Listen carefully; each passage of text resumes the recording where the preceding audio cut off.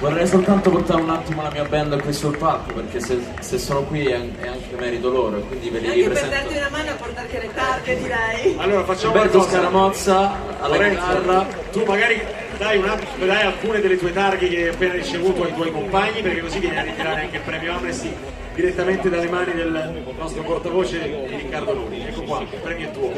Questo è il premio assoluto.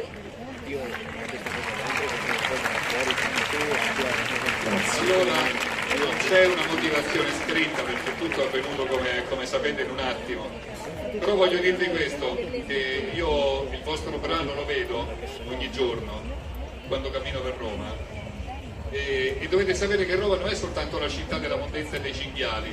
Roma è la città di centinaia e centinaia di persone che sono senza casa, senza protezione, che stanno al freddo, al caldo, senza servizi sanitari, considerati delle minacce perché sono persone che vagano per la città.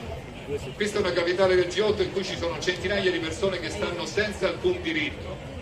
Io queste persone le vedo ogni giorno e voi le avete raccontate, questo è il vostro merito più grande. Adesso da oggi in poi dobbiamo lavorare insieme per queste persone che sono prive di diritti. E quindi vi dico soltanto un'ultima cosa: dai,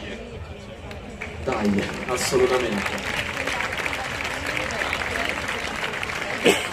Grazie, complimenti a Lorenzo Lepore, vincitore di questa edizione della sezione emergenti. Grazie Lorenzo, buona vita, buona musica e grazie ovviamente ad Amnesty. C'è anche il libro ovviamente di Rosolina anche per te da parte dell'amministrazione. Grazie a Riccardo Nori, grazie Amnesty, grazie a tutti. Grazie Allora, ragazzi.